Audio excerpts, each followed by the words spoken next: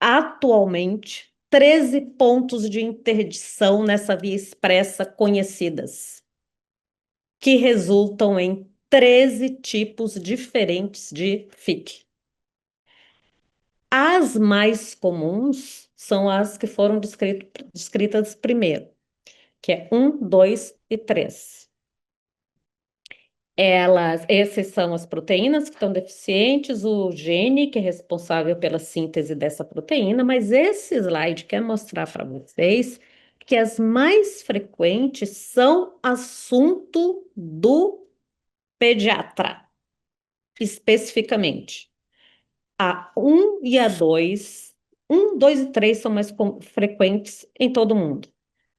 A 1 e a 2, a idade de apresentação é tão jovem quanto antes dos 3 meses de vida. A 3 pode se manifestar a partir dos 3 anos de idade, geralmente é a partir daí, mas também pode aparecer no adolescente e na vida adulta. Tem um estudo no Brasil onde 14 centros participaram, inclusive o nosso, com 106 pacientes, e também no Brasil, por estudo genético, as causas mais comuns são as PFICs 1, 2 e 3, que acometem os pacientes na faixa etária pediátrica, infância, recém-nascido, infância, período escolar e período de adolescência. Mas já dizia o pai da medicina, Aristóteles, que há uma razão para tudo na natureza. Se o ácido biliar é tão bom assim, e se esse efeito detergente ajuda tanta coisa, por que que ele não fica no fígado? Porque no fígado o efeito detergente é inflamatório. E aquela via expressa é cheia de pardais para sinalizar de que ali a velocidade tem que ser diminuída, porque o fígado precisa ser protegido.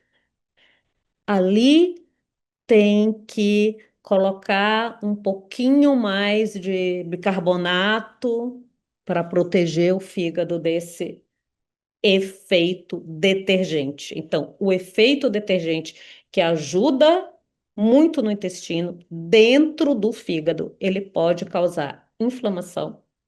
E à medida que o fígado vai sendo exposto a esse ácido biliar, essa inflamação vai se tornando madura, transformando as células do fígado em uma cicatriz, que a gente chama de fibrose, que tem diversos graus, sendo o grau mais alto cirrose, porque cirrose não acontece só por álcool. Então, a fibrose amadurecida dentro do fígado, a gente chama de fibrose. E se esse mecanismo não é de alguma forma quebrado, o fígado, pela exposição do sal biliar, que é o ácido biliar com propriedade detergente, vai se transformar no fígado cirrótico e precisará ser substituído. Agora eu já entendi o P. O progressiva vem do dano ao fígado, que é um dano progressivo, a não ser que ele seja interrompido. Se acumulou no fígado, algum escoamento ele tem que dar. É igual uma via expressa. O lugar que está obstruído, o que é que a gente vai procurar? A gente vai procurar um caminho alternativo. E o caminho alternativo que o fígado consegue é lançar, tirar dele e lançar no sangue as substâncias que estão dentro da bile e que podem ser responsáveis por lesão das suas células. Então, ele começa a lançar no sangue sal biliar, bilirrubina e colesterol. Se vai para o sangue, está faltando no intestino. Sal biliar no sangue também tem um efeito inflamatório. Então, nas colestases intrahepáticas familiares, o que é que nós podemos esperar de clínica? Primeiro que as manifestações clínicas, claro que vai depender dos subtipos genéticos, mas de uma maneira geral, haverá acúmulo de bilirrubina nos diversos graus, né? Ele pode não haver no início e se manifestar mais tardiamente. Ela pode ser discreta ou ela pode já ser grave. Que é icterícia? É coloração amarelada da pele e das conjuntivas, do olho. Acúmulo de colesterol, que no início também pode não haver, e esse acúmulo de colesterol também pode ser discreto ou pode ser severo, na dependência do tempo de doença que se tenha. E aqui nós temos dois pacientes, são pacientes nossos que vocês podem ver, ictéricos, né? O menininho do meio, essas fotos são autorizadas, viu, pessoal? O menininho do meio, além disso, está desnutrido. E na terceira foto, vocês veem essas lesões de pele em um paciente nosso. E essas lesões de pele se chama xantomas. E isso é acúmulo de colesterol. Outra manifestação clínica e importantíssima, associada à retenção de ácido biliar no sangue. O ácido biliar, não só ele, mas o ácido biliar no sangue, ele irrita a pele e manda um estímulo para o sistema nervoso central e o nosso sistema nervoso. E o sistema nervoso responde com isso, com o ato de se coçar. Então, o prurido é a manifestação clínica mais característica das colestases intrahepáticas familiares e ele é muito importante, porque, dada o seu incômodo e gravidade, ele pode levar à mutilação cutânea, a distúrbios do sono e a distúrbios do comportamento. É muito difícil da gente ver no bebê pequeno, mas às vezes é um bebê que chora muito ou que esfrega muitos pezinhos. Tipicamente, ele se apresenta após os 4 meses de idade, se localiza mais nas palmas das mãos, nas plantas dos pés, nos joelhos e nos locais de pressão. E não se sabe por quê, ele é mais intenso à noite.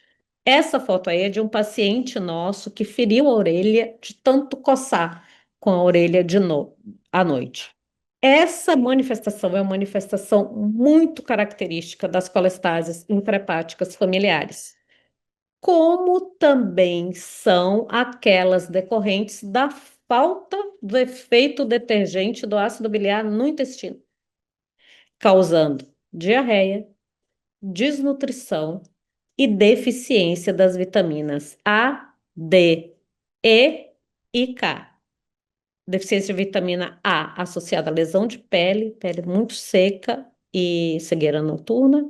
Deficiência de vitamina D, raquitismo, e aí vocês têm a foto de um paciente nosso com raquitismo secundário à deficiência de vitamina D.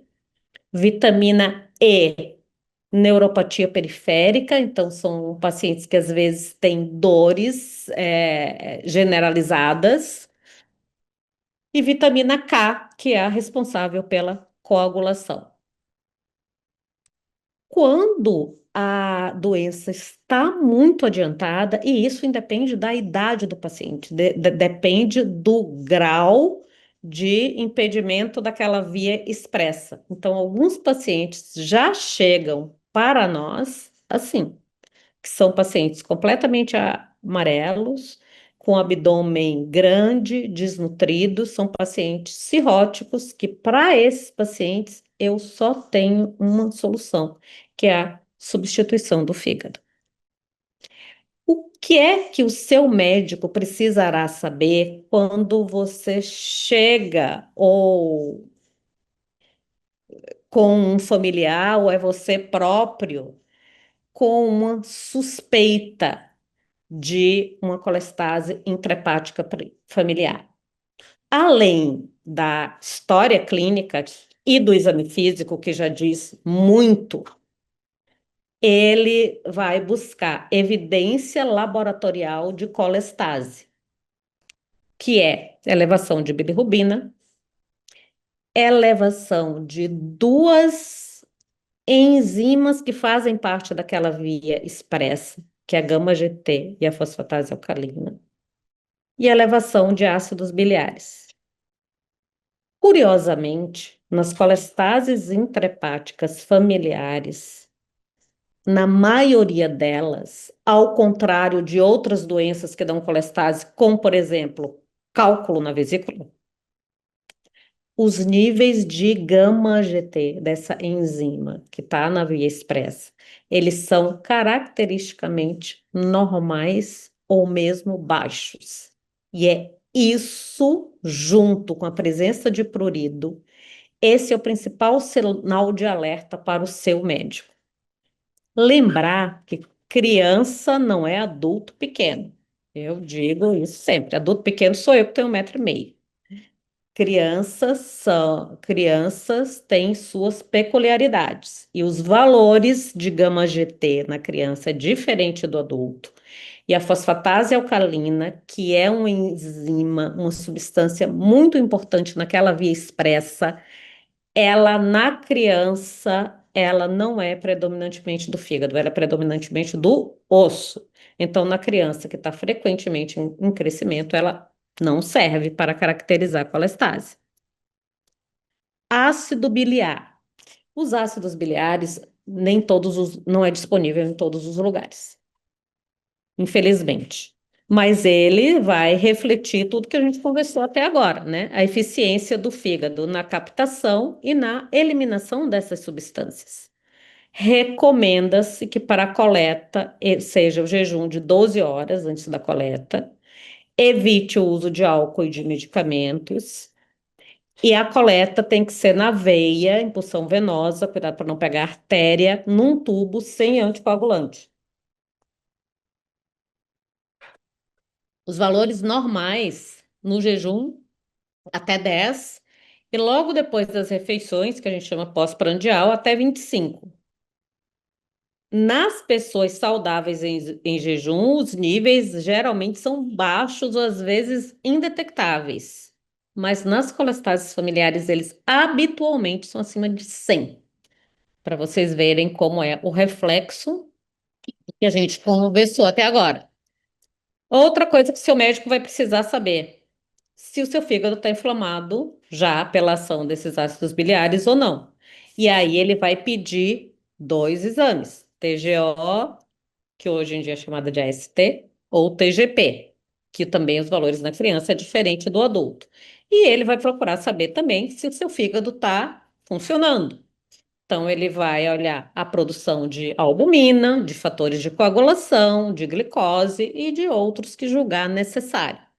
Vai fazer ultrassom? Vai, para olhar qual é o aspecto que está do seu fígado. O fígado muito doente, o fígado normal, ele é lisinho, ele é muito parecido com o fígado bovino. O fígado doente, ele já passa a ser menor de tamanho e ele é muito heterogêneo. Aqui no sul a gente diz assim, é crespo, assim. É muito heterogêneo. Então, a ultrassonografia vai olhar o tamanho do fígado, a textura do fígado, se ele é homogêneo, se ele não é homogêneo, a situação das veias e das artérias que levam sangue para o fígado, porque isso tudo muda se a doença do fígado é recente ou tardia. A aparência da vesícula, se tem cálculo, se não tem cálculo, porque algumas colestases intrahepáticas familiares estão associadas com cálculo. O tamanho do baço, que ele tem também uma relação muito próxima com o fígado. E a existência de nódulos e tumores, porque algumas colestases intrahepáticas familiares estão associadas ao desenvolvimento de tumores malignos e muito cedo na vida. Precisa fazer biópsia hepática? Depende da circunstância. Às vezes ela é necessária para eu fazer a diferença se essa colestase é dentro ou fora do fígado.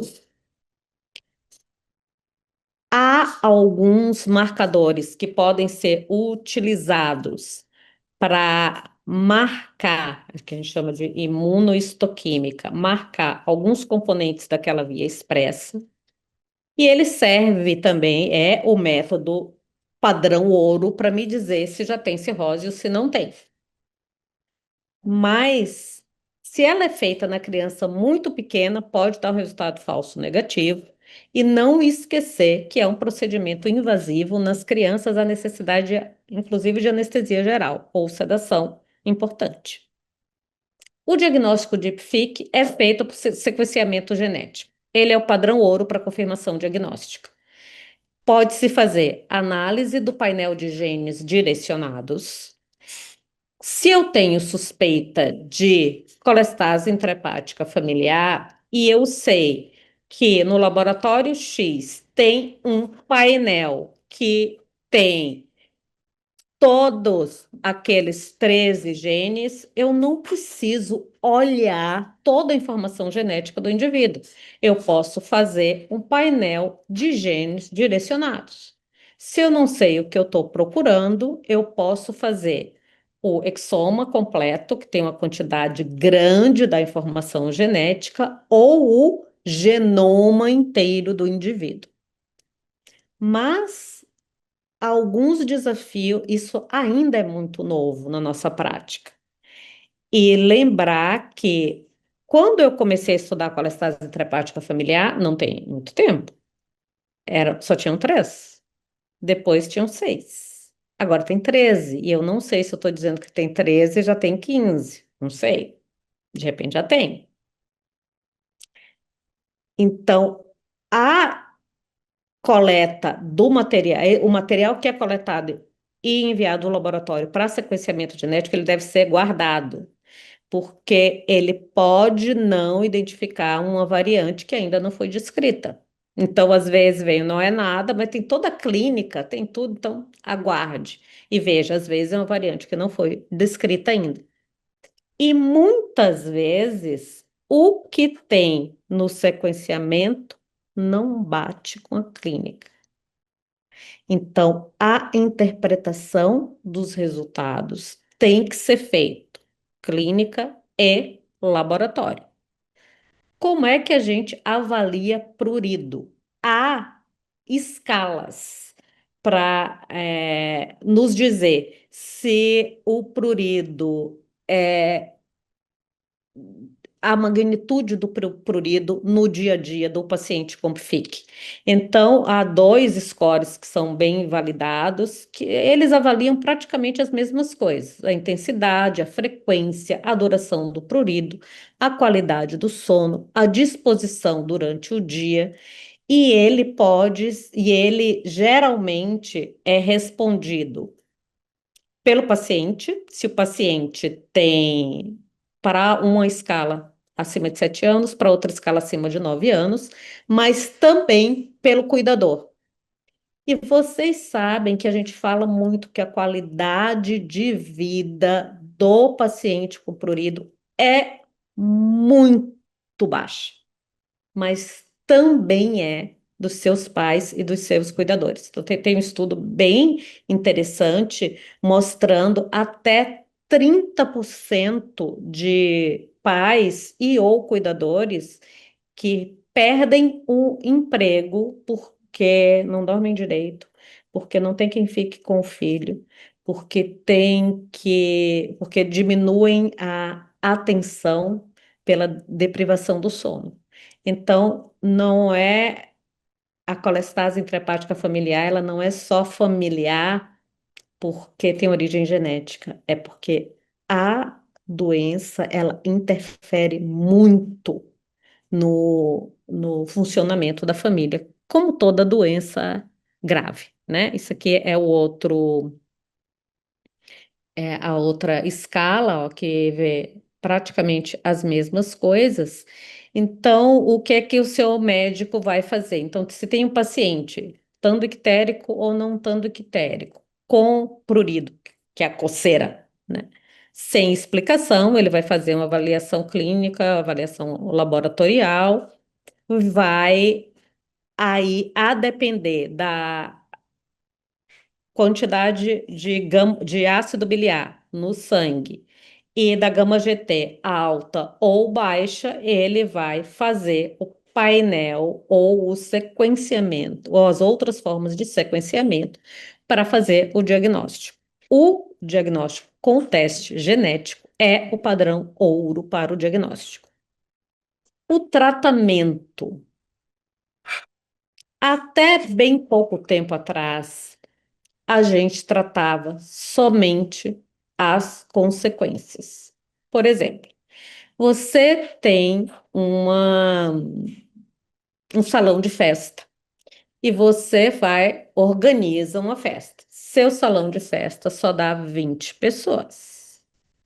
Mas um traz outro, chegam 30. O que é que você vai fazer? Você vai acomodar os 30 de algum jeito, como dá lá. Ou você já sabe que isso vai acontecer e você vai dizer lá atrás, ó, só cabe 25, 30 eu não suporto. O que nós temos feito até hoje é acomodar os 30 em 25, que é tratar o prurido e as medicações que nós temos disponíveis não está escrito na bula que a indicação é prurido, né? Então, são medicações muito difundidas. Nessas doses que vocês estão vendo aí, o ácido ursodesoxicólico é o mais usado deles, mas só 70% dos pacientes com colestase intrahepática familiar respondem somente a esse medicamento. Geralmente precisa-se adicionar outros, com exceção dos pacientes que têm FIC tipo 3. Esses parecem responder melhor. Outra coisa que a gente tem que acomodar é a nutrição. Então, esses pacientes precisam da nutricionista especializada, que vai escolher o tipo de gordura que esse paciente vai poder comer. E a, deverá haver suplementação das vitaminas A, D, E e K nessas doses, porque não tem sal biliar dentro do intestino para passar a quantidade exata dessas vitaminas que, mesmo que se tenha uma dieta saudável, não há, nos alimentos habituais, não há quantidade necessária para funcionamento adequado do corpo. Ou uma coisa que a gente pode fazer, que é não deixar os 30 entrarem, é fazer uma cirurgia desviando a bile que deveria voltar ao fígado pelo intestino. E esse desvio pode ser feito de diversas maneiras. Essa volta de bile do intestino para o fígado, a gente chama de circulação enterohepática. Então, essa pode se pegar, botar um dreno da vesícula direto para a pele, essa é a mais comum. Pode-se pegar, desviar do intestino delgado direto para o intestino grosso, onde vai sair mais pelas fezes, ou pode-se diminuir a quantidade de ácido biliar que passa pelo ilho. Todas essas opções são opções cirúrgicas para o tratamento do prurido. Elas têm vantagens e desvantagens. A maioria delas, especialmente a derivação biliar externa, ela melhora o prurido, melhora nutricionalmente e melhora a hipercolesterolemia. Mas todas elas têm desvantagens muito importantes, além de ser um procedimento cirúrgico. E não funciona para todas as PFICs, funciona mais para PFIC tipo 1. Quando a doença hepática já é uma doença hepática avançada, nós não temos opção a não ser a substituição do órgão, né? Transplante, ele pode ser feito com doador vivo, porque o fígado tem uma anatomia que permite isso. Ou pode ser implantado um fígado inteiro ou mesmo parte dele de um doador falecido. Ele corrige o defeito genético e corrige as complicações das doenças hepáticas.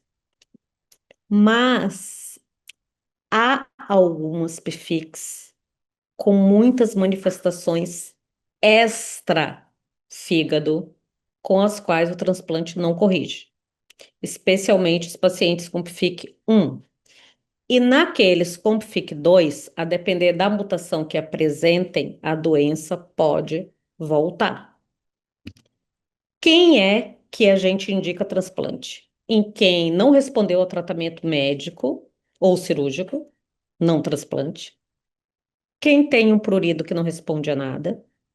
Quem tem uma doença hepática terminal, uma cirrose descompensada que não tem mais volta, aqueles que desenvolvem câncer de fígado e aqueles que têm uma qualidade de vida muito prejudicada pela doença. Há luz no fundo do túnel, que são novas estratégias terapêuticas. Essas novas estratégias terapêuticas, elas fazem o que a cirurgia faria, só que com medicamento. Então, é uma interrupção daquela circulação enterohepática, só que química, que é a inibição do transportador intestinal de ácido biliar.